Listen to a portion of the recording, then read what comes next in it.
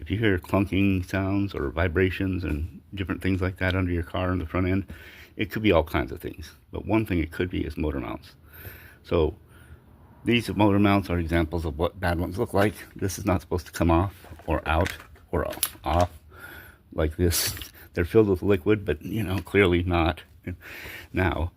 So that's what it ended up being. I got this set, plus I got a full set of 6, 4 motor mounts and 2 transmission mounts for 65 bucks off Amazon.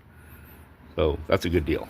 I mean, they were like $250 some places, but if you look for it, you can find it.